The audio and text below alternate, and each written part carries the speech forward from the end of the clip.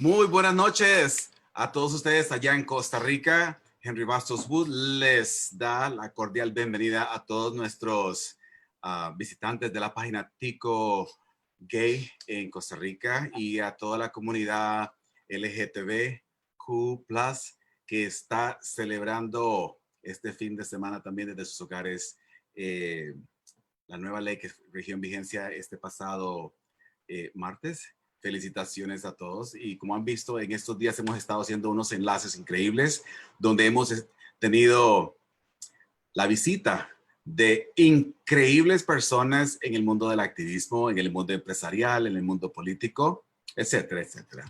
Y cada día que presentemos estos enlaces tendremos nuevas personas jóvenes dentro de nuestra comunidad, pioneros que han sido parte de la historia LGTB de Costa Rica. Y como no, esta noche tenemos un invitado especial, un invitado que ha tenido parte de esta experiencia y de esta historia de la comunidad LGTB de Costa Rica.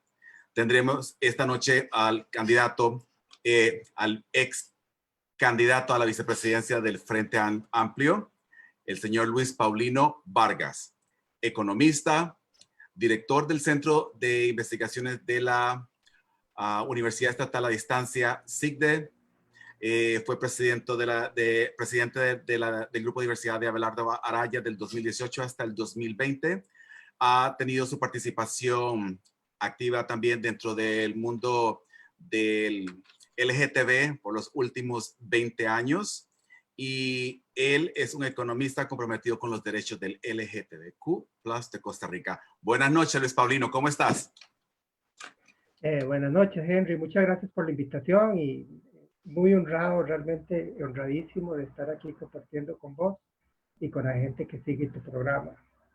Claro que sí, Luis Paulino. Esta noche es una noche de historia, una noche de muchas anécdotas, de muchas cosas lindas que tú nos vas a estar comentando, que tú nos vas a estar comunicando. Y estas comunicaciones, estos enlaces que nosotros hacemos es para brindar conocimiento, para brindar historia, para brindar un poquito de lo que han sido todas estas personas que han pasado de una u otra forma dentro de esta preparación y dentro de todo este margen de leyes que dieron efecto hace unos días atrás en Costa Rica.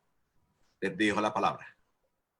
Bueno, Henry, sí, en Costa Rica estamos muy felices porque se ha entrado en vigencia el matrimonio igualitario y ese es un logro importantísimo que necesariamente tenemos que celebrar. Es el derecho de que si quieres casarte, te puedes casar y si no te da la gana de casarte, no te casas, listo. Pero ahí lo importante es que puedes elegir. Hoy día sí vas a poder elegir si es que tenés a alguien a quien amas. Si sos un chico gay y tenés un novio al cual amas mucho, te ama mucho, o una chica lesbiana que tiene su novia, igualmente poder tomar esa decisión. En eso consiste el derecho, a fin de cuentas, en poder tomar la decisión y al tomar la decisión, saber que la ley te respalda, que el Estado costarricense te respalda, que vas a tener el apoyo, la protección de las leyes y de la institucionalidad. Eso es importantísimo, es un logro, un paso adelante importantísimo. Ahora, yo siempre insisto insisto en muchas cosas, pero particularmente en este momento quisiera insistir en dos cosas. En primer lugar, que esto no cayó del cielo, y que tampoco es el fruto de algo que se gestó en los últimos 3 años o en los últimos 5 años, viene de mucho más atrás. Y en segundo lugar, de que siendo un logro tan importante, eh, alcanzar este punto, alcanzar esta conquista, en realidad viene a echar luz sobre todo las muchísimas cosas que todavía nos faltan por lograr. Entonces esas dos cosas yo las resalto. La primera de ellas, es decir, bueno, tenemos el matrimonio igualitario, pero por favor no imaginemos que esto nos cayó del cielo. No creamos que esto se gestó en los últimos 3 años, ni siquiera en los últimos 10 años, ni siquiera en los últimos 15 años. Eso viene de más atrás.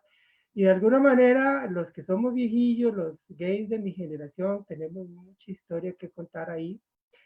Eh, Porque de alguna manera nosotros somos como una especie de puente entre aquella época cuando ser gay era una cosa absolutamente negada, invisibilizada, algo subterráneo, clandestino.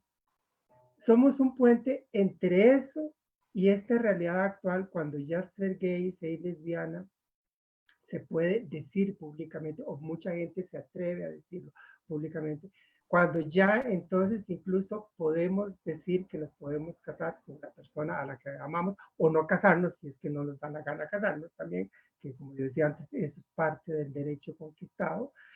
Eh, los gays de mi generación hemos vivido los dos mundos y hemos transitado esa ruptura entre lo que era aquel mundo de terrible represión y lo que es este mundo más abierto. Y ahí hay historias que yo creo que es importante recuperar. Eh, si nos vamos a finales de los años 70, principios de los... Digamos, si me voy a la época en que yo salí del colegio, en que entré a la universidad, en que empecé a estudiar economía en la Universidad de Costa Rica, y luego comienzo a moverme por lo que eran los años 80, hace ya más de 35 años, hace tal vez 40 años. Nuestra vida era una vida totalmente clandestina, ¿verdad? Teníamos que vivir una vida escindida en varias partes, en varios componentes. Vivíamos varias vidas al mismo tiempo. Una era la cara que dábamos a nuestra familia, otra cara que dábamos en los sitios donde estudiábamos o donde trabajábamos.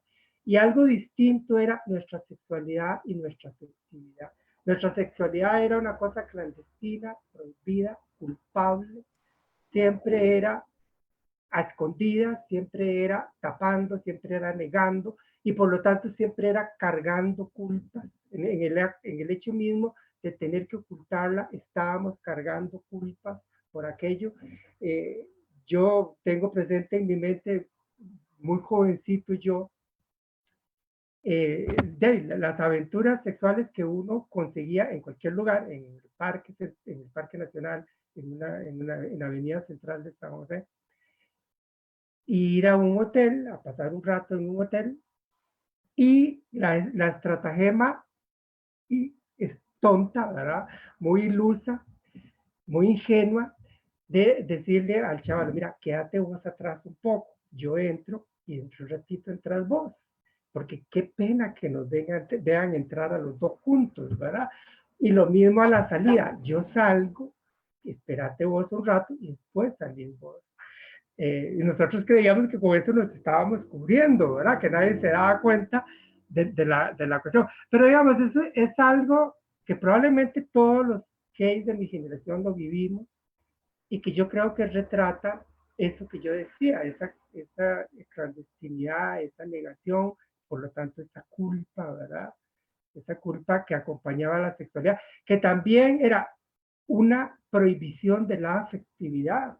Es que qué difícil en esas condiciones poder amar a alguien y que alguien te ame, qué difícil establecer una relación bajo esas condiciones, porque siempre, si establecías una relación, era una relación donde tenías que negar un montón de cosas. Entonces llegaba tu novio, lo que en esa época le llamábamos gente, ¿verdad? Era mi gente, no le decíamos novio, mucho menos le decíamos pareja, decíamos esta es mi gente, ¿verdad? O le contábamos a un amigo, tengo gente, o le preguntábamos a un amigo, ¿tienes gente? O él le preguntaba a uno, ¿verdad? Pero llegaba uno con mi gente, con su gente, ante la mamá, ante el papá, y le decía, es que es un amigo de la universidad, un amigo del trabajo. Y por todos los medios posibles, ocultar que era la persona con la que uno se estaba acostando. La que era la persona con la que uno salía y con la que iba a tener sexo con alguna regularidad. Igual si era en el trabajo, igual si era en los lugares donde uno estudiaba, ¿verdad? Eh, esa negación terrible, que era pues, una vida que no era vida, ¿verdad? Sobre todo, recalco lo último que dije, esa prohibición de la afectividad, de poder vivir tu afectividad libremente, plenamente. Eh, y la necesidad entonces de que esa afectividad quedara rodeada de tantas prohibiciones, de tantas negaciones, hasta que llegó el SIDA a mediados de los 80, llegó a Costa Rica, ya había llegado a Nueva York, bueno, había otras ciudades de los Estados Unidos, a San Francisco, en otros lugares de los Estados Unidos. A nosotros nos llegó más o menos alrededor del 85, hasta donde yo logro recordar, y fue vivir un tiempo de terror, en pleno sentido de la palabra y sin ninguna exageración, terror. Porque era un terror doble, era el terror de que nos podíamos enfermar, de que nosotros éramos los candidatos favoritos, los candidatos principales a la posibilidad de enfermarnos y de morir, ¿verdad?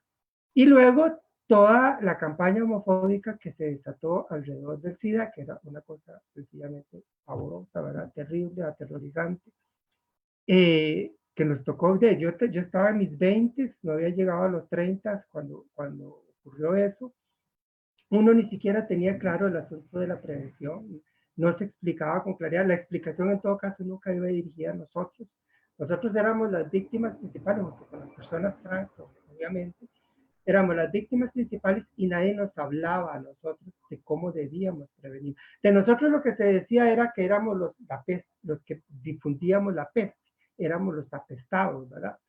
Y la peste era culpa nuestra porque por nuestros pecados y por nuestra homosexualidad y por las cosas que hacíamos, éramos los culpables de ese castigo que caía, como hay ahora gente diciendo estupideces, de que el COVID-19 está ahí por culpa del matrimonio igualitario, que hay gente tan idiota que es capaz de decir una barbaridad como esa. Bueno, algo similar se decía en aquellos momentos. Yo creo que el SIDA, Henry, nos provocó un dolor inmenso, fue un sufrimiento terrible. Yo he dicho que es de esos, bueno, todo esto que hasta el momento he dicho, toda esa vivencia de varias vidas escindidas, varias vidas una aparte de la otra, toda esa negación, esa invisibilidad, esa prohibición del afecto, esa, ese carácter eh, eh, ese carácter clandestino de la sexualidad y por tanto culpable de la sexualidad. Todo esto comporta mucho sufrimiento, mucho dolor. Y el SIDA mismo es un dolor enorme. Yo he dicho que esos sufrimientos, esos dolores, siempre uno los lleva en el corazón y creo que se los llevará a la tumba, porque nunca uno va a poder olvidar eso. Decime, Henry, que me quieres decir algo, creo. Sí, no, te voy a pautar un momento porque estás hablando del tema. Estamos hablando del tema de los principios de los años 80, que fue cuando empezó a activarse en la población en Costa Rica, en la comunidad. ¿Cómo empezó la comunidad gay a manifestarse cuando esta pandemia empezó a atacar la comunidad básicamente gay, que éramos los que éramos más apuntados allá en Costa Rica en esos tiempos? ¿Cómo se asimiló? ¿Qué personas empezaron a trabajar en eso? Si fue controlado por el hospital, si habían grupos por aparte, ¿cómo se manifestaba? ¿Cómo te dabas a conocer tú cuando decías, tengo SIDA o tengo el virus de HIV? No decían el virus de HIV, nada más le decían a uno, tiene SIDA. Sí, Henry, yo creo que, digamos, yo siempre trato de ser justo en reconocer los méritos de cada quien sin ninguna mezquindad. Allá a estas alturas de mi vida yo no estoy para mezquindades con nadie. Yo creo que, y ahí por eso hay nombres que uno tiene que mencionar, porque yo creo que en justicia hay que mencionar esos nombres.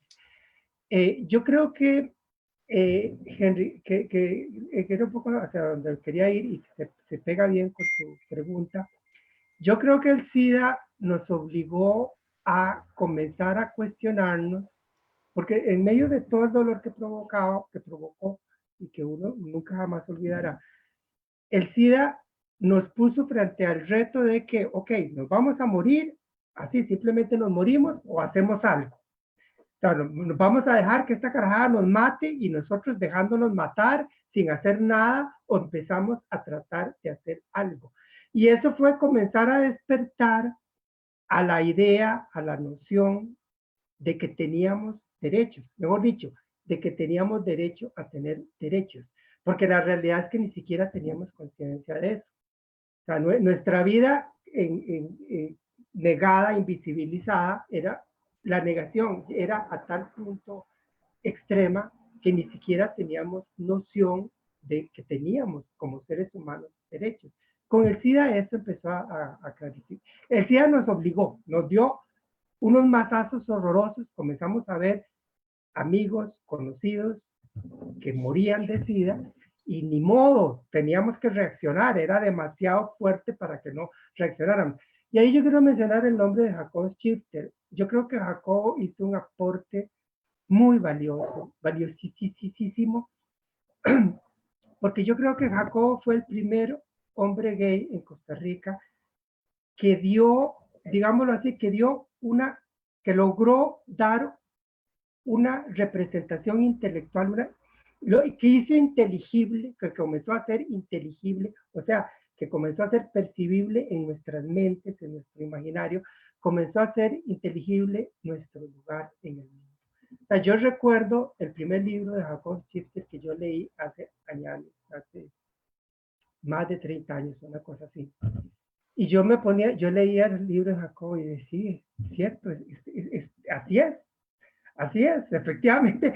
De pronto empezaron a encenderse lucecitas para decirme, sí, eso soy yo, ahí estoy yo, ese es mi lugar en el mundo. Eso es lo que el mundo me está negando a mí. Eso es lo que el mundo me tiene prohibido a mí. Jacobo hizo ahí un aporte valiosísimo, incalculablemente valioso, como también él lideró las organizaciones embrionarias, digamos, que básicamente, creo yo, básicamente tenían una orientación destinada a apoyar a las personas con SIDA, acompañarles, incluso acompañarles en el momento de la muerte, incluso pensando especialmente en personas, en compañeros que eran expulsados de sus propias casas por estar enfermos, ¿verdad?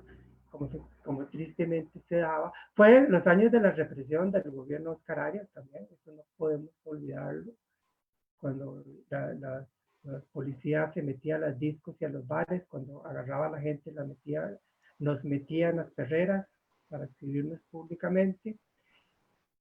Cuando en los parques nos asaltaba la propia policía, porque hay muchas anécdotas de eso ocurría en esos años, efectivamente. Bueno, hay ahí coincidencia de varias cosas, el golpe terrible que significaba el SIDA, la represión policial que siempre ha existido, pero que en esos momentos fue mucho más violenta. Por supuesto, los aportes de Jacobo, los aportes intelectuales de Jacobo, y entonces empezamos a despertar. Fue un momento inicial de ruptura importantísimo para comenzar a cobrar conciencia de que teníamos derechos. Que digamos en eso, yo creo que las compañeras lesbianas me parece que nos habían tomado delantera. Ellas tenían una conciencia más clara. Creo yo, y que me perdonen las compañeras lesbianas si digo algo que fuera incorrecto y que lo corrijan, ¿verdad? O sea, yo soy gay, yo no puedo hablar por las lesbianas, eso lo tengo clarísimo, ¿verdad? Pero digamos, creo yo que las compañeras lesbianas se habían adelantado gracias a los aportes del feminismo. Ellas eran parte de movimientos feministas que ya se estaban dando en Costa Rica y eso les proveyó un nivel de conciencia que entre los gays todavía no existía. Entonces fue el SIDA, fue todos estos golpes terribles de estos años 80 tan tremendos, tan llenos de dolor y de cosas tan fuertes, los aportes de Jacobo, como he dicho, etcétera, que nos hizo despertar a algo que poquitos años antes no entendíamos, que era el hecho básico de que teníamos derechos. Y yo creo que ahí hay un momento primigenio para entender, porque ahora tenemos matrimonio igualitario. Fue el punto donde empezamos a romper las cadenas, empezamos a decir, ok, sí somos seres humanos, sí tenemos derecho a tener derechos, y la política, verdad, es que estos derechos o los peleamos nosotros para obtenerlos, o mejor dicho, estos derechos tenemos que pelearlos nosotros, porque nadie nos los va a regalar. Yo creo que ese fue un momento, ese periodo yo diría, tal vez la segunda mitad de los años 80 fue decisivo en ese sentido. El proceso dio continuidad en los años 90. Yo creo que un momento de los años 90 que también tenemos que rescatar, y yo creo que ahí hay que rescatar el nombre de algunos líderes que también han tenido una vigencia importante, como es el caso de Marco Castillo, que fue la lucha por la obtención de los antirretrovirales. O sea, cuando tantos compañeros gays estaban muriendo a causa del SIDA, cuando lo único que se ofrecía era atención paliativa, atención para los síntomas, sabiéndose de antemano, garantizándose de antemano que lo único que estaba seguro era la muerte. Comienzan a aparecer los medicamentos antirretrovirales, es una posibilidad para la sobrevivencia a pesar de la enfermedad. Viene la petición a la Caja de Seguro Social de que provea esos medicamentos, viene el rechazo reiterado de la Caja, aduciendo que eran demasiado caros y que de todas maneras la gente se moría, lo cual en realidad no era cierto, la gente podía sobrevivir con los medicamentos. Hubo que dar la pelea por los antirretrovirales, que fue también una pelea que significaba una visibilización pública muy riesgosa, ¿verdad? Había que visibilizarse como persona enferma de SIDA y como gay, ¿verdad? Ambas cosas muy fuertes. Y bueno, hubo el logro de alcanzar los antirretrovirales, que fue un logro importante.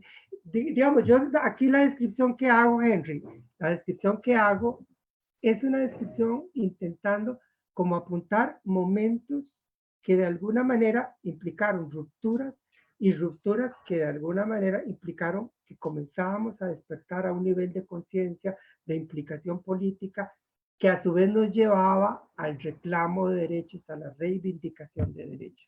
Y Eso ese momento... a eso es a lo que vamos en este momento, sí. Me quiero entrar en este punto contigo, porque no todo fue realizado, no todo fue adquirido, no todo fue aprobado en cuestión de 2, 3 años. Ha habido una historial, como lo han dicho diferentes compañeros en diferentes ocasiones que ya tenían el enlace. Esta batalla y esta historia viene de 17, viene de 20, de 30 años para atrás, donde todo empieza por un poquitito, y así como tú estás hablando en estos momentos con los retrovirales y con todos los medicamentos, con todas estas cosas, todo tuvo que tener un puesto, una colocación dentro de este proceso para que pudiera tirarse en full hasta llegar al punto de donde estamos ahorita en estos momentos, que son los derechos. Sigue. Así es, Henry. Y eso es un poco lo que estoy tratando como de reconstruir.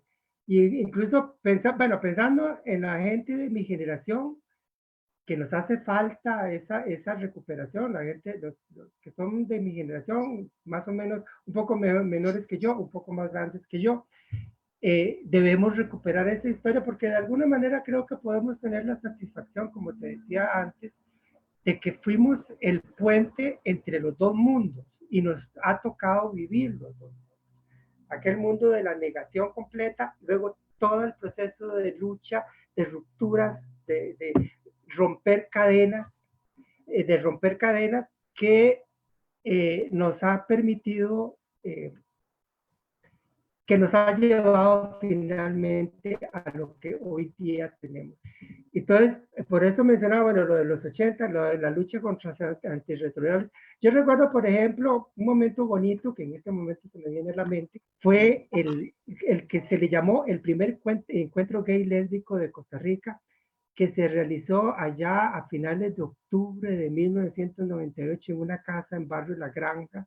Yo tuve el gusto de estar ahí. Yo estaba pasando en ese momento por una crisis personal muy fuerte. Recién había muerto una pareja mía, en octubre, mi pareja había muerto en agosto.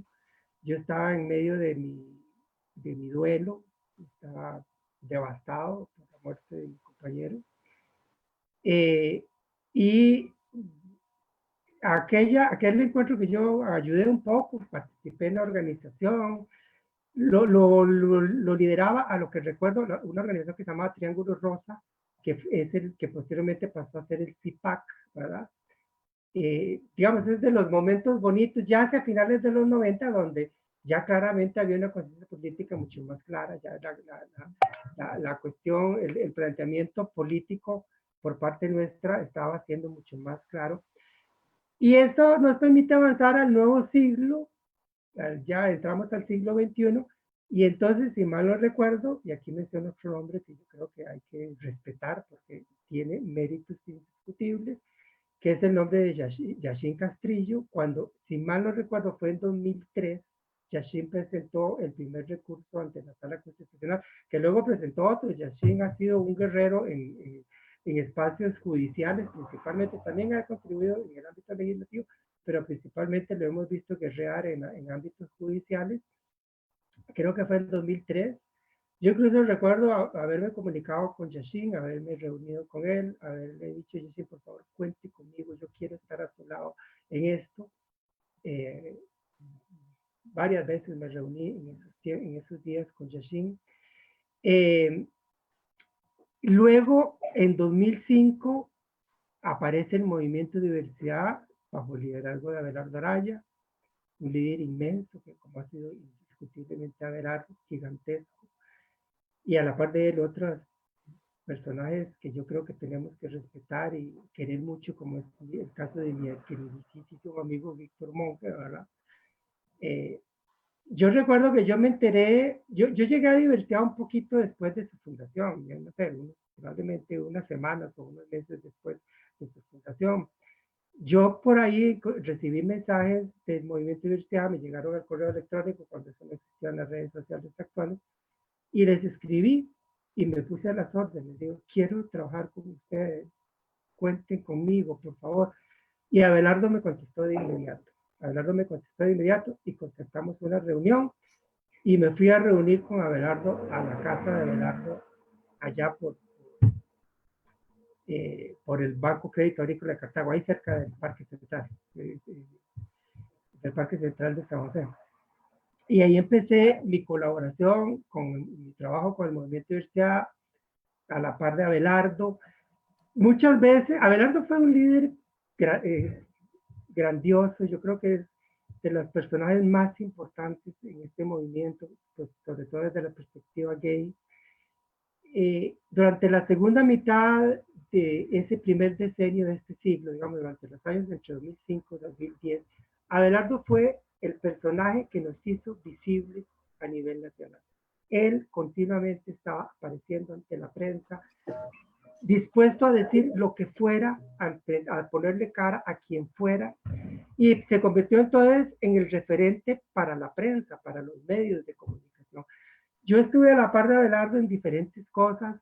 Por ejemplo, él lideró una campaña dirigida a los candidatos presidenciales para la campaña electoral de 2006.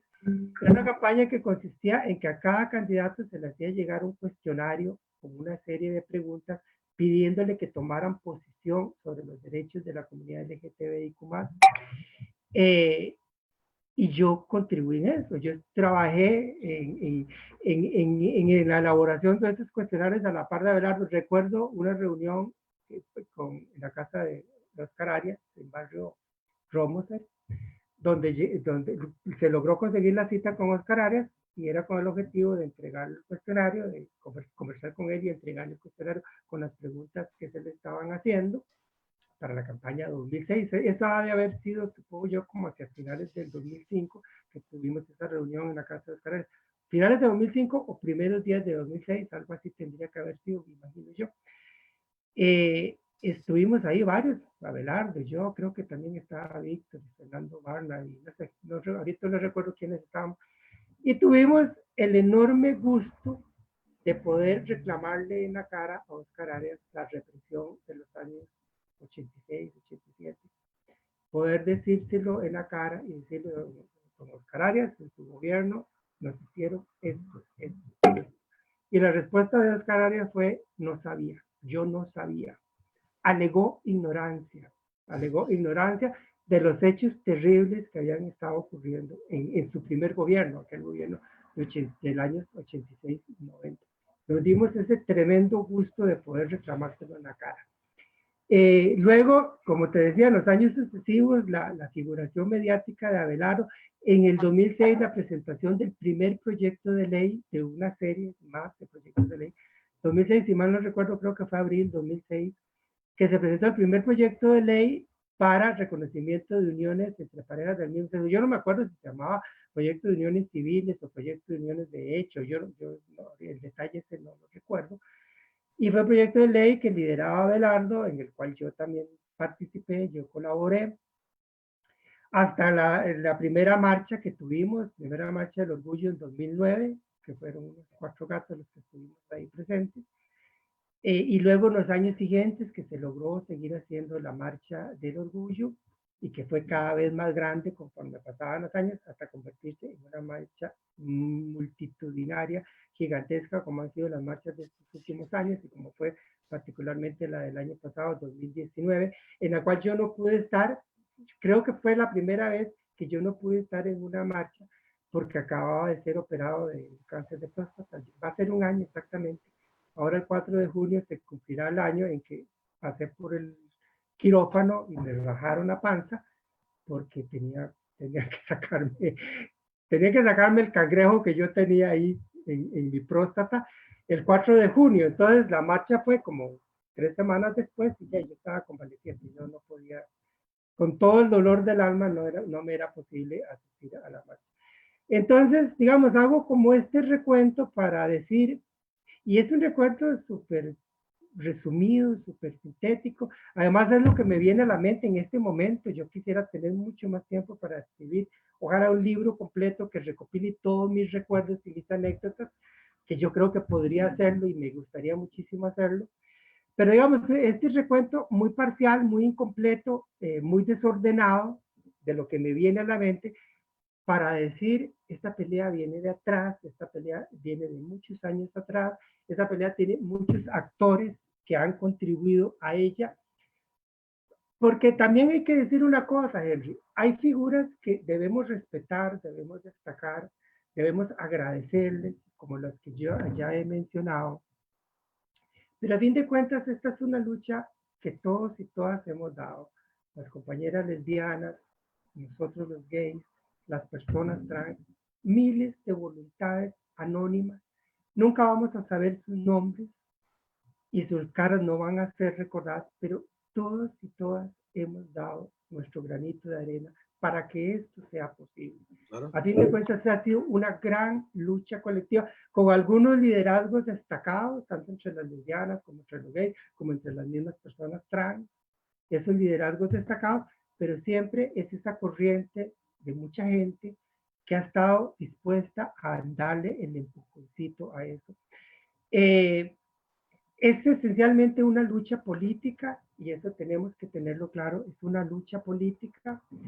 Y ahí es donde, digamos, también yo saco a relucir cosas del movimiento, a como el movimiento se ha venido desarrollando en los últimos años, que no me satisfacen del todo. Porque también yo tengo mis críticas a algunas cosas tal como han venido dando. Por ejemplo, si yo vuelvo a rescatar la figura de Abelardo como líder, bueno, recordemos que Abelardo falleció en el 2012, por eso hablo en pretérito de Abelardo. Recordemos la figura de Abelardo como líder. Abelardo cometió errores. Si ustedes quieren sacar a reducir los errores de Abelardo, pues seguramente los tiene. Tenía sus cosas.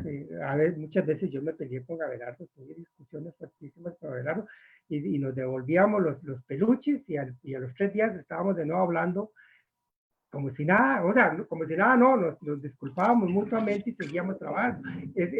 Pero una cosa que era característica de Abelardo es que él se sentía concernido en todas las luchas por la justicia, por la igualdad, por la equidad, por los derechos humanos. No era solamente la lucha de la población del colectivo LGTBIQ. Era los derechos humanos para todos los seres humanos. Eso era Abelardo. Esa es mi concepción de nuestra lucha. Nuestra lucha no es una lucha simplemente por el matrimonio igualitario, no es una lucha simplemente por nosotros y nosotras, las personas LGTBIQ+, de Costa Rica o del mundo. Debería ser una lucha por los derechos humanos en sentido integral, por la igualdad, por la equidad. Que ninguna injusticia humana nos sea ajena, que todas las luchas por la justicia social, por la justicia y la equidad en la sociedad nos sean parte de nuestra lucha. Y ahí yo creo que el movimiento se nos ha ido quedando atrás. Y se nos ha ido quedando atrás de una forma que no solamente nos desconecta, nos aísla de otras luchas, sino que hace que dentro de nuestro mismo colectivo hayan grupos que van quedando como olvidados. Y eso me parece terrible. Ahora, una preguntita que quiero hacerte, ya que estamos mencionando a Abelardo en toda esta historia, los comienzos, los inicios empezaron en los principios de los 80. ¿Cómo se fue adaptando Abelardo con la comunidad para poder empezar a desarrollar lo que hoy se llama el Movimiento Diversidad Abelardo Araya? ¿Esto empezó desde los 80 en un grupo pequeño o ya habían ciertas personas que ya estaban juntas? A lo que tú recuerdas, a lo que tú experiencias, porque tú no tienes el conocimiento total de la historia de lo que fue el Movimiento Diversidad en full, porque empezaste un poquito tarde, pero sí tenías conocimiento cuando ofreciste sus servicios a Abelardo. Pero, ¿cómo se empezó a dar a conocer a Abelardo dentro de toda la comunidad? Te hago la pregunta porque tengo... Sí, mira, Abelardo, yo lo conocí en 1998. Sí, te mencioné el primer, ese que se ha llamado el primer encuentro LGTB que se realizó allá en octubre del año 98 en una casa en Barrio de la Granja. Ahí yo conocí a Abelardo. Incluso estuve trabajando con él, se hicieron grupos de trabajo. En un grupo yo coincidí con Abelardo y estuvimos discutiendo cosas. Ahí fue la primera vez que yo vi a Abelardo. Luego Abelardo, en algún momento que yo no puedo precisar, Abelardo se fue a vivir a Ecuador. Y varios años vivió en Ecuador, no te puedo decir cuánto, eso ya, el que debe saber esa información con exactitud de ser Víctor, pero hubo un momento posterior a eso donde Abelardo, por yo no sé qué razón, alguna razón habrá tenido, él se fue a vivir a Ecuador. Tengo entendido que incluso en Ecuador tuvo un papel importante como activista. Tengo entendido que él regresó por ahí del 2005 y fue cuando se fundó el Movimiento de Diversidad. Como te digo, yo me enteré de la fundación del Movimiento de Diversidad un poquito después. Supongo que tenía tal vez unos meses de haberse fundado, o tal vez una semana, no sé. Y fue ahí donde me conecté, que yo le escribí un correo electrónico a Abelardo me contestó de inmediato y a los 2 días ya estábamos reuniéndonos en la casa de Abelardo y empezó mi conexión con Abelardo y con él. Yo no podría ubicarte a Abelardo antes del 98, no sé, yo lo conocí ahí. Como te digo, el movimiento como movimiento, el movimiento LGTBIQ, no simplemente el movimiento de diversidad, porque el movimiento de diversidad Abelardo Araya es una organización dentro de todo este movimiento grandote que es el movimiento LGTBIQ en Costa Rica. El movimiento como movimiento a mí me da la impresión que tiene antecedentes más hacia atrás. Yo sé de organizaciones de lesbianas, las Búfalo, yo sé, he leído y he escuchado la historia de las Búfalo, que creo se ubican, no sé si en los años 60 o los años 70. Es un antecedente muy importante por parte de las compañeras lesbianas. Creo que todavía en ese momento no existía nada entre los gays. Yo creo que lo nuestro empieza a aparecer más hacia finales de los 80, muy vinculado con el SIDA y con la necesidad de atender a las personas enfermas de SIDA y luego ya, o sea, lo que creo que empezó básicamente como un ejercicio humanitario de acompañamiento, de apoyo a las personas enfermas, poco a poco se fue politizando en los años siguientes. Un paso adelante, como yo lo decía antes, importante en esta politización fue la lucha por los antirretrovirales. más o menos a mediados de los años 90, ¿verdad? Y luego ya ahí comienza, creo que comienza a clarificarse el panorama como un panorama más politizado, donde ya hay más claramente una reivindicación de derechos. Para pasar, como te decía antes, a Yashin Castrillo presentando recursos ante la Sala Constitucional por 2003, Abelardo y los que estábamos con Abelardo presentándole cuestionarios que le pedían a los candidatos presidenciales que tomaran posición ya en 2005, el primer proyecto en 2006, la primera marcha en 2009, esa sucesión de hitos que van configurando un movimiento que se politiza, un movimiento que cuando digo politiza, quiero decir reivindica derechos, pelea por derechos, se expresa públicamente diciendo somos una parte de esta sociedad, merecemos respeto y exigimos derechos. Eso es politizarse, ¿verdad? Que lo que te decía antes es que yo ahora sentiría que el movimiento tiende a despolitizarse, partes del movimiento, y yo no quiero generalizar, el movimiento en sí mismo es diverso y hay diversas expresiones dentro del movimiento. Hay una corriente fuerte dentro del movimiento que tiende a despolitizarse, que tiende a desconectarse de la reivindicación de derechos y de la lucha por la justicia y la igualdad en un sentido más amplio, y que a veces, y que también tiende a generar el olvido, de cierto modo, el abandono de sectores dentro de nuestro mismo movimiento, ¿verdad? Por ejemplo, voy a ilustrarlo de esta forma, para ponerlo más claro.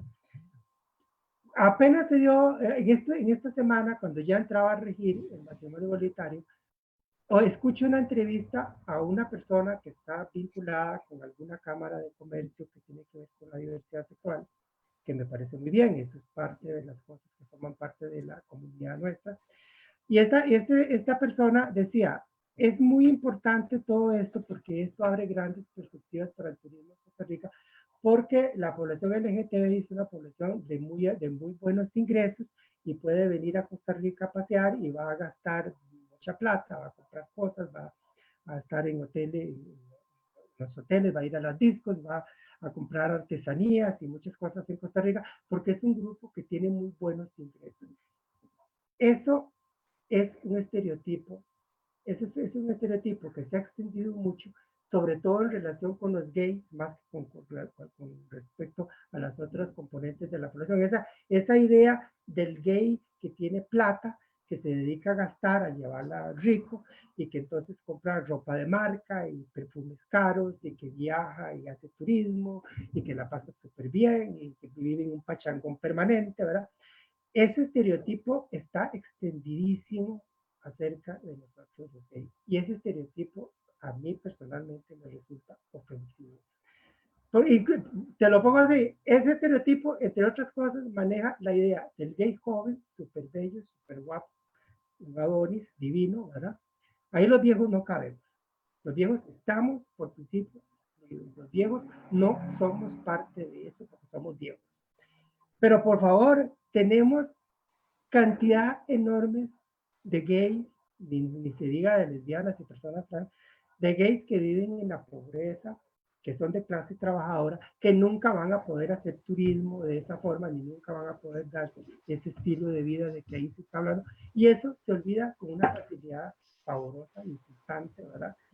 Se nos olvida, por ejemplo, ese tipo de estereotipos invisibilizan la realidad de las personas trans a las cuales la sociedad les niega toda posibilidad de vida, excepto tener que hacer trabajo sexual. Es la única posibilidad que la sociedad les ofrece a las personas trans. El trabajo sexual en las calles de San José, sometidas a muchísimos riesgos y sometidas a muchísima violencia. Y eso se nos olvida con mucha facilidad. Se nos olvida con mucha facilidad que no tienen oportunidades educativas, porque es real que no tienen, que el sistema educativo las expulsa, literal, las expulsa, y que el sistema laboral igualmente las expulsa. El sistema laboral, las empresas en Costa Rica todavía les falta muchísimo madurar, cambiar mentalidad, cambiar su cultura, para decir, ok, esta es una persona trans y la voy a contratar para que haga, la voy a contratar si fuera el caso de secretaria, ok, de secretaria, pero de gerente. ¿Por qué no podemos pensar que una persona trans sea gerente de una de las grandes empresas de Costa Rica? Claro. Estamos a años luz de eso, pero debería ser posible. Incluso a los gays se nos dificulta hacer, para los gays sigue siendo muy difícil, a nosotros sigue siendo muy difícil. Hay un montón de perjuicios, hay techos invisibles que nos dificultan muchísimo poder saltar más allá. Hemos tenido un diputado gay en la historia de Costa Rica, todavía es uno solo, nada más. Y no digamos que, ay, qué gran logro, tenemos un diputado gay, por favor. El día que tengamos, no sé, que ya en la historia de Costa Rica podamos hablar de 5 diputados de gay, de 5 ministros, de 5 presidentes ejecutivos de empresas públicas y muchos gerentes de grandes empresas, ok, ya es otra cosa. Pero si eso es difícil para los gays, es incomparablemente más difícil. Incomparablemente. Como es difícil para las lesbianas, sin la menor duda, es mucho más difícil para una persona trans. Y se nos olvida con tanta facilidad esos obstáculos terribles que la sociedad le sigue imponiendo a las personas trans. Repito, se nos olvida los gays y las lesbianas que son pobres, que son de clase trabajadora, que no van a poder darse esos lujos de que hablaba este señor de no sé cuál cámara. Yo lo comprendo bien, yo no quiero que se me malentienda, él está en lo suyo, está haciendo su trabajo y está bien, está haciendo su trabajo. Pero el estereotipo que se ha creado alrededor de ese estereotipo que se ha creado de esa forma, configurado de esa forma, que es un estereotipo que tiene que ver fundamentalmente con nosotros los gays, es un estereotipo horrible, es falso, es mentiroso, pero además es insultante. Porque como te decía antes, yo veo toda esa historia de los gays que viven maravillosamente, que se la tiran riquísimo, ¿verdad? Que tienen plata para gastar y para vivir maravillosamente bien. Pero como te decía antes, resulta que siempre son chicos jóvenes, súper divinos, ¿verdad? Y digamos, los viejos estamos fuera de ahí, pero resulta que los gordos también están fuera de ahí. Los gordos feos no van a estar ahí. Pucha, eso es discriminatorio. En el fondo estamos construyendo nuevas formas de discriminación. Estamos construyendo nuevas formas de exclusión, nuevas formas de negación. No es posible. O sea, si hemos dado una lucha de tantos años, como he tratado un poco de dibujarlo a través de la crónica que he hecho, una lucha de tantos años para superar a que, como te decía al inicio, Henry, cuando nos tocaba vivir varias vidas, una vida negando la otra, o sea, teníamos que negar nuestra sexualidad, ocultar nuestra sexualidad, teníamos que vivir bajo la prohibición del afecto, ¿verdad? No podíamos amar a otra persona estaba prácticamente, a otra persona que fuera nuestra pareja era prácticamente prohibido. Esa lucha para superar esas negaciones, esas invisibilidades, esa clandestinidad, ¿por qué ahora, de alguna forma, de una u otra forma, estamos propiciando nuevas formas de negación, de exclusión, de discriminación? Veamos el caso también de las personas que viven con VIH. Tenemos muchísimos, entre los gays es muchísima la población afectada, entre las personas trans todavía más. Los porcentajes de infección, tanto entre la población gay como entre la población trans, son muy altos. Sabemos que se está dando en este momento un nivel de infección alto entre muchachos jóvenes. ¿Por qué se está dando esto? O sea, ¿qué es lo que está fallando? Que los muchachos jóvenes no se están cuidando debidamente y están teniendo esas tasas de infección tan altas. Tendrá que ver con todo este juego de estereotipos, que son estereotipos de lo bonito, de lo aparente, ¿verdad? Del consumo para exhibirse, ¿verdad? Que es un estereotipo que promueve la frivolidad, la superficialidad.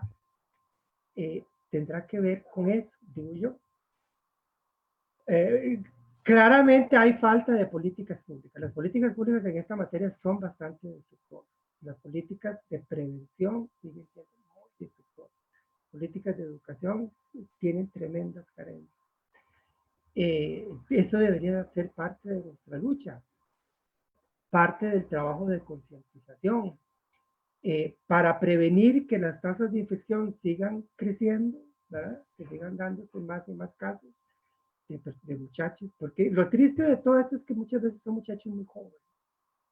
Y es muy lamentable. Es cierto que existen los antirretrovirales, eso es verdad, y con los antirretrovirales se puede vivir y se podrá tener una vida bastante normal, pero no es lo mismo. O sea, la persona que está infectada, que depende de los antirretrovirales, va a tener que tener una vida con una serie de limitaciones.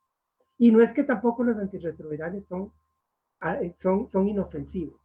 Los antirretrovirales tienen efectos secundarios que a lo largo de los años van a empezar a manifestar. Pero no es que todo sigue como si nada, eso no es cierto. Y está también, veamos, pensémoslo así, lo que significa ser una persona portadora de VIH cuando sos un gay pobre que vivís en la marginalidad o cuando sos una persona trans cuya vida depende del trabajo sexual. La posibilidad de terminar abandonando las medicinas y muriéndose en esas circunstancias es muy alta. O sea, la adherencia al medicamento usualmente requiere disponer de ciertas redes de apoyo. La persona tiene que sentir que hay alguien a su alrededor apoyando, acompañándole solidariamente, y eso fortalece su autoestima y fortalece toda su decisión para mantenerse disciplinado o disciplinada con los medicamentos que debe tomar todos los días. Cuando se carece de esas redes de apoyo es muy fácil dejar tirado el tratamiento.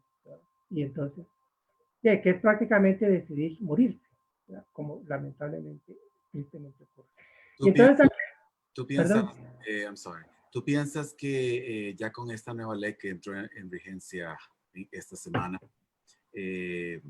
la comunidad trans pueda encontrar alguna luz en cuestión de ayuda social, ayuda de trabajo, el bajo de discriminación va a ser menos porque ya va a haber una ley que las va a estar defendiendo? ¿O todavía piensas que estamos, todavía, como dices tú, estamos muy lejos de que la sociedad pueda hacer ese ajuste de aceptar especialmente la comunidad trans?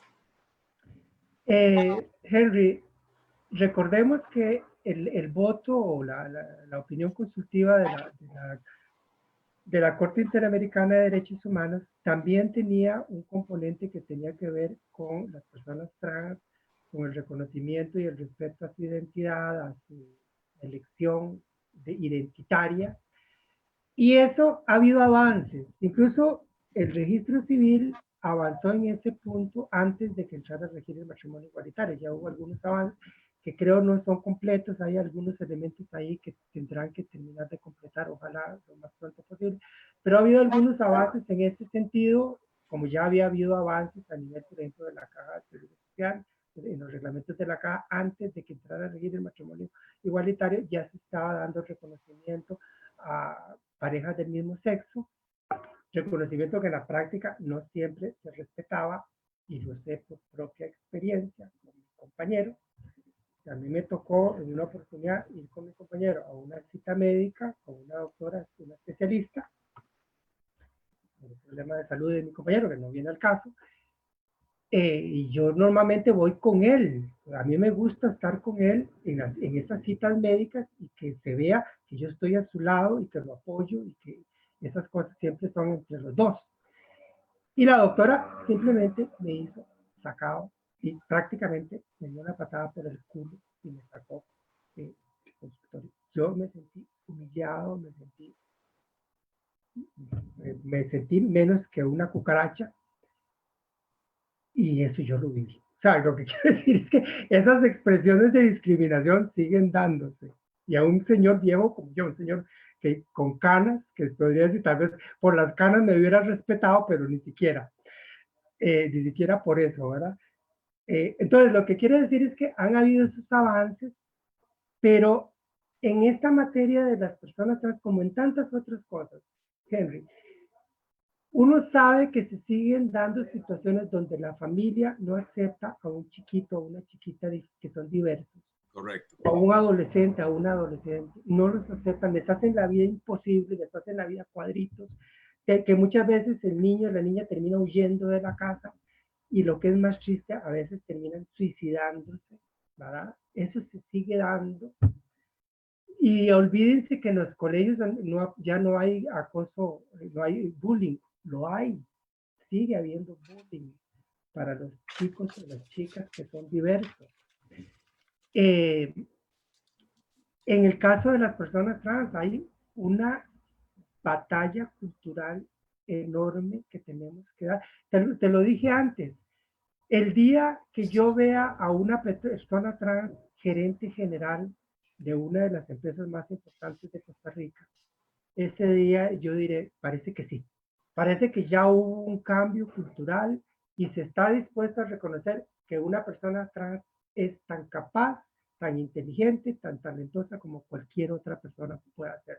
Y que eso la faculta para ser gerente de gerente de Lagner Design, para decir algo, o directora de un centro de investigación en una universidad, o decana de una facultad en la Universidad de Costa Rica, por decir algo.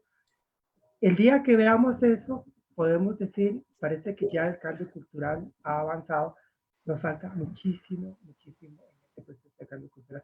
Y digamos, decir esto, recalcar esto, también es decir, el matrimonio igualitario es un avance importantísimo.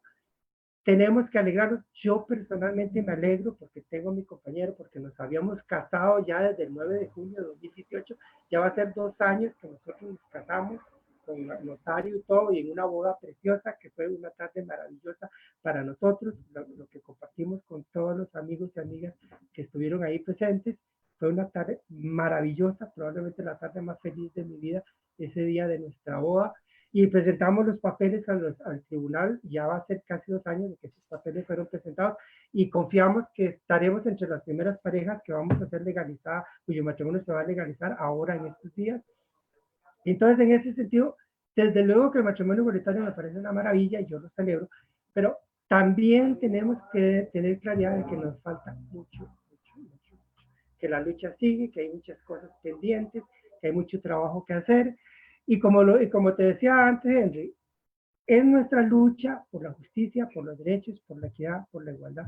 Pero yo te decía antes, yo creo que como movimiento tenemos el deber de ser solidarios y estar a la par de todos quienes están haciendo luchas similares por la equidad. Lo que está pasando en este momento en Estados Unidos, vos que estás allá en New York, las protestas terribles que estamos viendo en la televisión por cuestiones raciales, la forma como ese hombre fue asesinado por el policía. Por Dios, qué cosa más terrible, ¿ah? Qué cosa más terrible. Bueno, eso es nuestro problema también, ese problema del racismo que mata, ese racismo que asesina, es nuestro problema. El problema de nuestros pueblos indígenas, cuyos líderes han venido siendo asesinados aquí en Costa Rica. En el último año y algo, un poco más de un año, 2 líderes indígenas muy importantes han sido asesinados y otros han recibido amenazas de muerte y hasta atentados de muerte. Gente que incluso yo he conocido a través de mi trabajo, porque mi trabajo en la UNED, como director del Centro de Investigación, hemos trabajado los temas indígenas y hemos estado muy cerca de la problemática indígena. Y entonces, por ejemplo, una persona cercanísima a mí, que es doña Mariana Delgado, indígena Bribri, el hijo de doña Mariana ha recibido, ha estado a punto de ser asesinado, ha sido víctima de atentados de asesinato. Eso también es parte de nuestra lucha.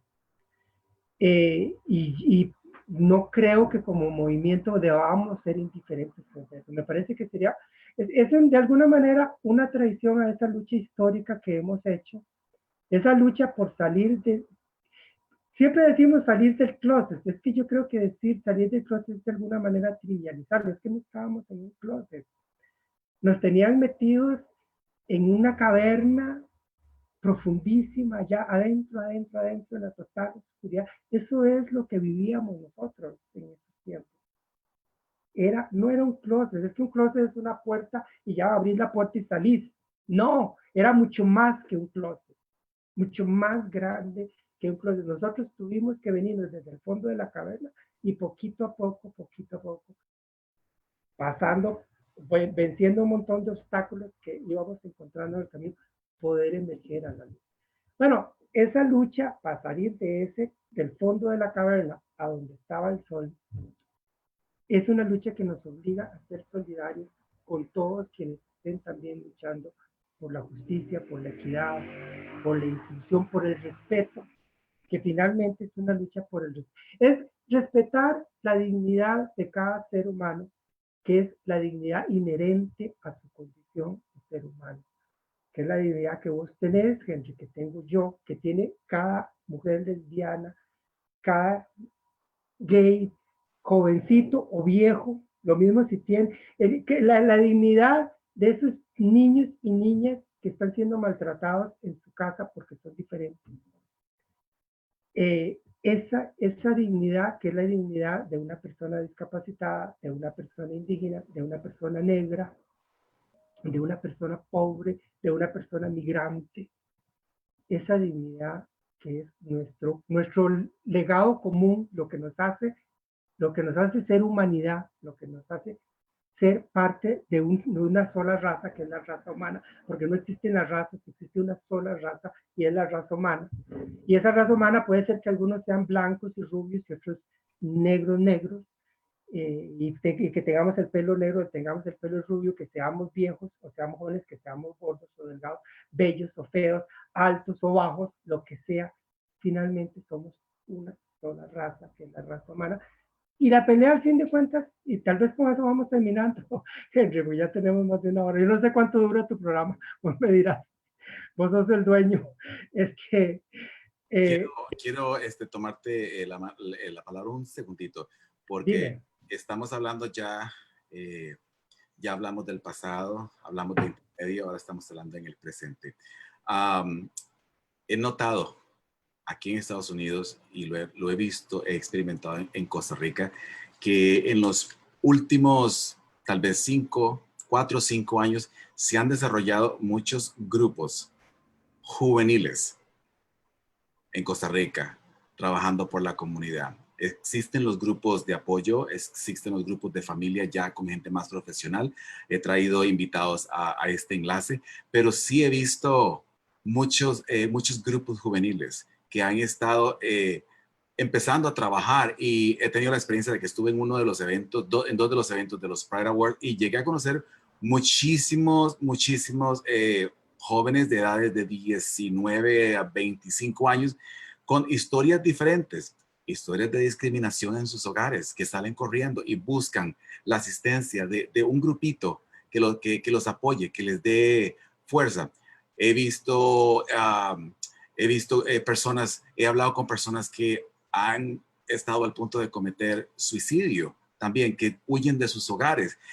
Conocí 2 personas que venían de adentro de San Carlos, casi llegando por la frontera, que estuvieron esa noche ahí, que fue una experiencia que jamás la hubieran podido vivir en su vida por la calidad de vida que estaban llevando, porque son pobres, fueron traídos invitados de otra persona.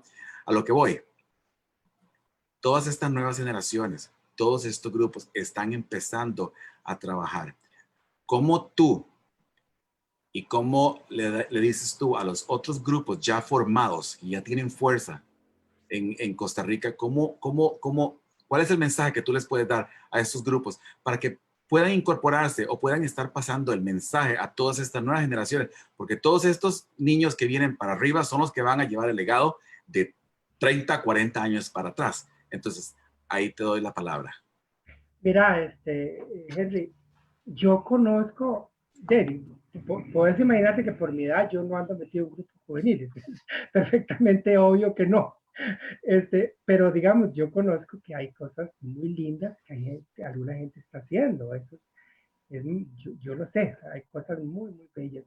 sé que hay gente haciendo arte diverso, arte alternativo, completamente, incluso underground en alguna medida, eh, con elementos hasta subversivos. Que, digamos, en mi centro de investigación, donde yo trabajo, hay un chico, Alonso, un muchacho como de 30 años, o algo más así.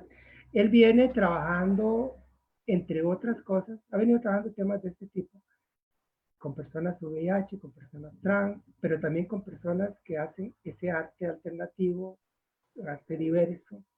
Son cosas muy, muy bellas, muy estimulantes. Realmente yo me siento feliz de saber que esto existe.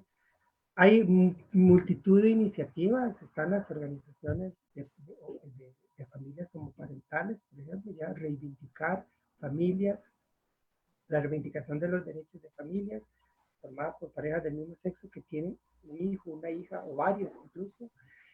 Es muy bello, también bellísimo, estimulante desde todo punto de vista. Se me viene a la mente en este momento una iniciativa que yo personalmente admiro muchísimo, que es la iniciativa de Casa Rara, que dirige una persona que también respeto muchísimo, que es Chía Alarcón. El trabajo de Casa Rara con niños, niñas y adolescentes que han sido rechazados por sus familias, que han sufrido violencia en sus propios hogares, ¿verdad? Ahí hay un trabajo grandioso, formidable, algo que yo admiro, que me aplaudo, me pongo de pie y les aplaudo. Eso existe, afortunadamente, eso existe. O sea, como existe ese estereotipo horrible, que te digo que a mí me resulta insultante, del gay divino, ¿verdad? Que está pensando nada más en comprarse tenis de marca y camisas de marca y perfumes exquisitos para oler riquísimo, para ir a la disco, y etcétera. Entonces ese estereotipo tan estúpido, que desgraciadamente es un estereotipo muy difundido, que tiene mucho poder, que tiene mucha influencia, que lamentablemente le afecta a mucha gente, le llega a mucha gente, y que es incluso, esos estereotipos, Henry, si lo pensamos un poquito más a fondo, se manifiestan en muchas cosas y creo que pueden ser muy dañinos. Si vos te metes en esta aplicación, bueno, yo nunca la he usado, tengo que reconocer que nunca la he usado, pero yo sé que existe y he leído cosas sobre eso. La aplicación esta para ligues, ¿cómo se llama? Bueno, es súper popular, no recuerdo ahorita cómo se llama. O en páginas en internet, que son páginas para ligues sexuales, ¿verdad? Cómo ahí se hacen manifiesto muchos estereotipos. Como muchos estereotipos que en el fondo son una expresión de homofobia interiorizada. O sea, el tipo que pone que quiere tener ver si se consigue un lance para hoy en la tarde, ¿verdad? Y entonces pone una serie de condiciones. No viejos, no gordos, que no sean afeminados. No quiero chiquitas afeminadas, loquitas, no quiero loquitas, ¿verdad? Incluso una serie de otras condiciones ahí, hasta del tamaño del miembro, ¿verdad? Que influyen entre las condiciones que... En el fondo eso refleja una estereotipización violenta que también es tremendamente discriminatoria y que lamentablemente anda ahí en el cerebro de tantos gays, ¿verdad? Y sobre lo cual creo que tenemos que pensar, porque en el fondo lo que nos estamos es autodiscriminando, estamos generando una serie de criterios de discriminación contra los viejos, contra los gordos, contra los feos, etcétera, contra las loquitas, ¿verdad? Todo ese estereotipo del gay masculino, ¿verdad? Que puede presumir de su apariencia, comillas, varonil, y que entonces ve con desprecio a la loquita que no es así, a la loquita que es quebrada. En vez de reconocer que somos parte de este mismo colectivo, que ninguno de esos rasgos identitarios es mejor que el otro, simplemente son formas de ser, y que cada quien sea de la forma como le haga sentir mejor. Si es que le gusta ser loca, pues que sea loca y quebrada, con todo el derecho del mundo y mereciendo absoluto respeto de todos y de todas. Y no esa jerarquización donde yo soy un gay varonil, y entonces como soy un gay varonil, estoy acá, más arriba. Y el otro gay, como es un gay loquita, quebrada, está allá abajo, está 5 o 10 escalones más para abajo. Caramba, qué manera de autodiscriminarnos. Qué forma de expresar homofobias que llevamos adentro, ¿verdad? Sobre eso también tenemos que cobrar conciencia, ¿verdad? Y es parte de esa batalla, de esa guerra cultural que tenemos que seguir dando, que no la hemos ganado. O sea, digámoslo así, es una guerra cultural y el matrimonio igualitario fue ganar una batalla, pero la guerra son muchas batallas y nos queda un montón de batallas por delante que tenemos que dar. Ahora hablando dentro del mismo tema con respecto a los gustos, a las humillaciones, a las cosas que pasamos nosotros, los que dentro de la comunidad, cuando asistimos a bares, cuando estamos en público, la escogencia, los gustos, etcétera. Te voy a hacer la pregunta, no la he hecho en ninguno de los paneles, pero vas a ser la primera persona a la que te pregunte esto. Aquí en los Estados Unidos y en el mundo entero, el problema número uno que está afectando muchísimos dentro de la comunidad LGTB y que sé que afecta también muchísimas personas en Costa Rica, es a donde yo estoy mandando el mensaje, y que este mensaje va a ser abierto a Latinoamérica y a todo lo que es habla hispana. Es un tema que no lo he llegado a escuchar mucho en otras partes, pero sí me gustaría meterlo y incorporarlo con todas las organizaciones, con todos los amplios políticos, culturales, religiosos, etcétera, etcétera, tanto en la sociedad como dentro de nuestra comunidad, que es salud mental. El problema de salud mental está afectando a la comunidad LGTB en un margen altísimo. La cantidad de personas cometiendo suicidio ha escalado en altos niveles aquí en los Estados Unidos dentro de la comunidad LGTB. Como ser humano, no como activista, no como economista, no como parte de la comunidad, ¿qué tú harías para poder fomentar salud mental con esta nueva ley dentro de la comunidad?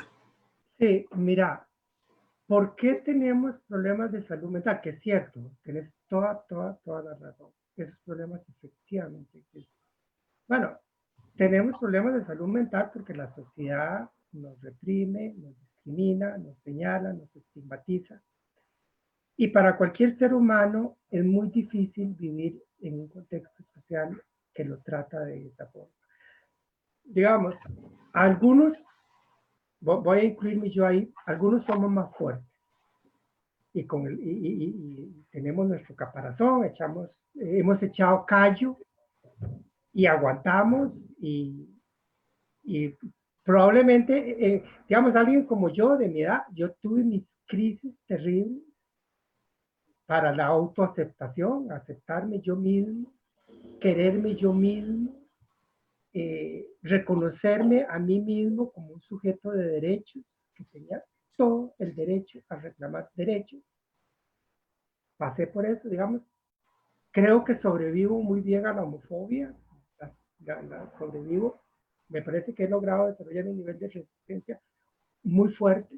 Incluso un nivel de resistencia muy fuerte porque yo, de alguna manera, tengo un nivel de exposición pública bastante alto en Costa Rica. Yo tengo mi presencia en redes, sobre todo en Facebook. Tengo una página en Facebook donde tengo 45,000 seguidores y mis publicaciones ahí llegan a mucha gente. Y ahí me ha tocado leer las cosas más insultantes y soeces. Esta semana hice varias publicaciones en mi página de Facebook sobre temas de matrimonio igualitario, publicaciones que recibieron 100, 150, 200 y hasta más 300 comentarios. Y entre esos comentarios, muchos comentarios muy positivos, solidarios, de apoyo, incluso a veces llenos de afecto, y muchísimos comentarios súper homofóbicos y violentos. Que mi decisión es, esos comentarios homofóbicos, violentos, soeces, insultantes, se quedan ahí, yo no los borro, porque eso es un recordatorio de la realidad que enfrentamos. ¿Para qué vamos a ponernos a negar esta realidad si esta realidad está ahí? Y esos comentarios insultantes y soeces reflejan esa realidad. Si yo borro esos comentarios, de alguna manera estoy negando la realidad. Y no, esos comentarios son para mí un recordatorio de esa realidad, que es la realidad con la cual debemos seguir luchando. Y esa realidad para muchísimas, como te digo, creo que yo soy lo suficientemente fuerte como para enfrentar eso y no permitir que eso me afecte la vida. Pero la mayoría de la gente no es así. Y no podemos esperar que la mayoría de la gente lo procese de esa manera. Y entonces, de alguna manera, hay muchísimas formas de escapatoria que son simplemente negación de una realidad que resulta difícil de soportar. Hay muchas formas de escapatoria. Puede ser la droga, puede ser el alcohol, puede ser el sexo desenfrenado.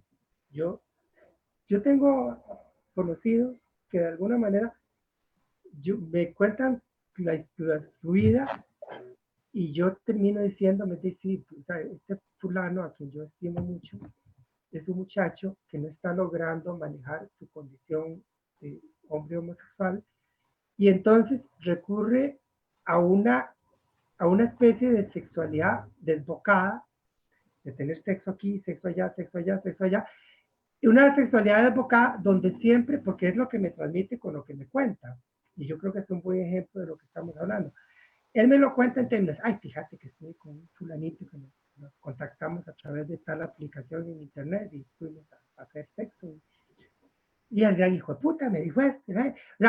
Después de que se hicieron el ligue, hicieron el lance, fueron a tener sexo, termina diciéndome un montón de cosas terribles sobre aquel sujeto, cosas que me hacen pensar en una sexualidad manchada una sexualidad contaminada por un alto grado de homofobia, ¿verdad? Por un alto grado de homofobia que al final yo creo que es una forma de escapar a una realidad difícilmente soportable, una realidad que produce mucho dolor y que termina incidiendo en lo que vos decís. ¿Que hay problemas de salud mental? Sí, efectivamente.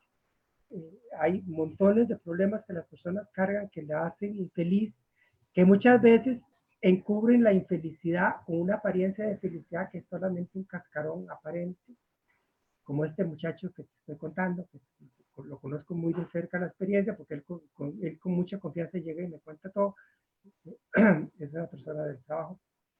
Y yo de alguna manera le funciono como confidente para que llegue a hacerme todas esas confidencias y siempre terminando diciendo que el gran hijo de puta esto era, perdón por la palabra, perdón porque solté la palabra, que el desgraciado HPS es esto, entonces ¿para qué diablos te fuiste a acostar con él? Entonces ¿para qué diablos estás ligando con él? Todo eso, ese juego tan contradictorio que en el fondo refleja un nivel de homofobia interiorizada muy alto, que en el fondo incide en la felicidad personal, en la aceptación de sí mismo, ¿verdad? ¿Cómo logramos eso, Henry?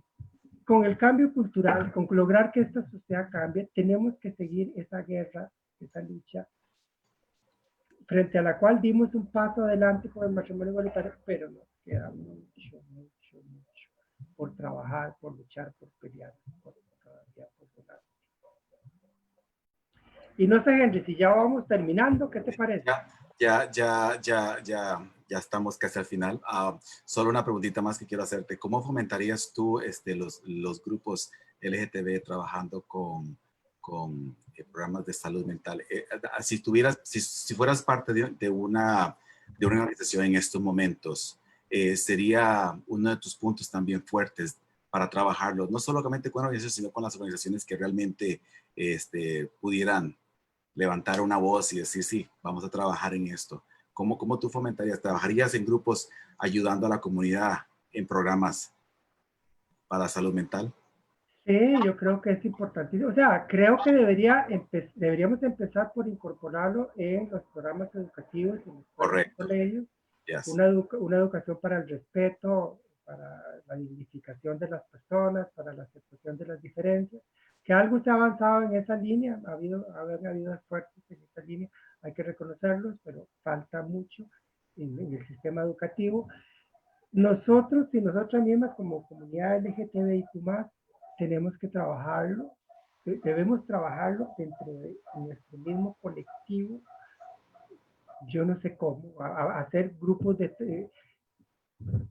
grupos de trabajo, cursos, talleres, terapias grupales, que lo conversemos, necesitamos conversarlo mucho.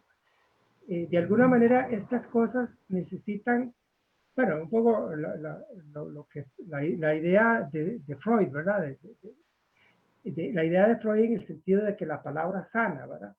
El poder decir las cosas, el poder verbalizarlas, sacarlas afuera, ayuda a sanar.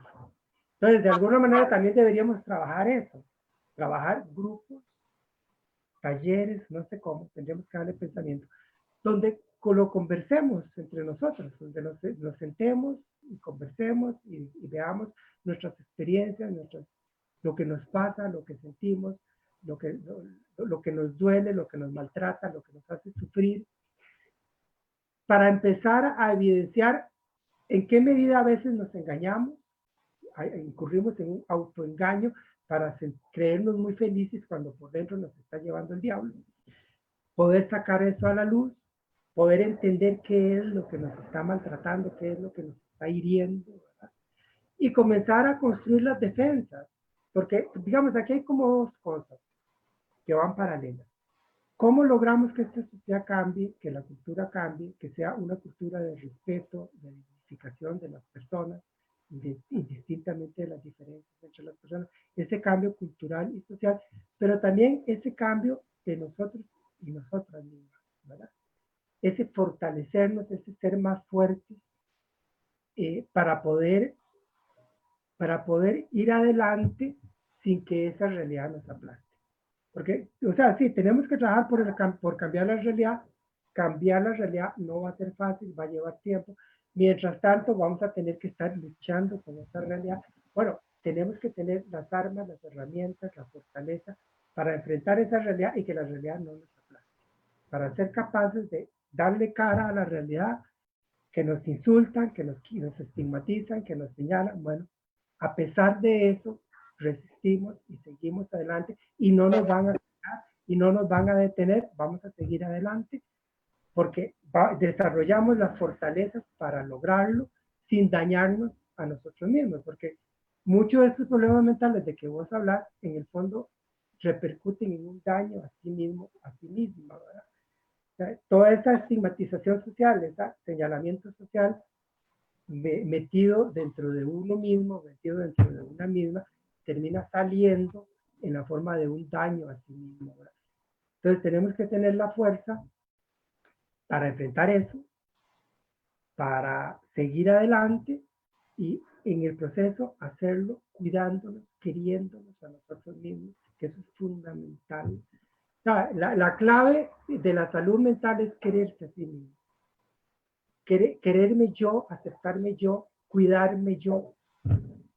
Ese autocuido, ese quererme a mí mismo, es a fin de cuentas la clave de la salud mental. Y es quererse a pesar de lo que digan. Pueden estarme señalando, estigmatizándome, diciéndome que soy un engendro del diablo, que la Biblia dice que tal y cual cosa y que por eso yo merezco morirme, y todas esas barbaridades horribles que se dicen. Podrán decirlo 1000 veces y yo me sigo queriendo a mí mismo, porque tengo la fortaleza para superar todo eso y seguirme cuidando, seguirme queriendo. Como te digo, ahí está la clave de la salud mental, pienso yo. Pues Paulino, fue un placer haberte tenido como invitado esta noche.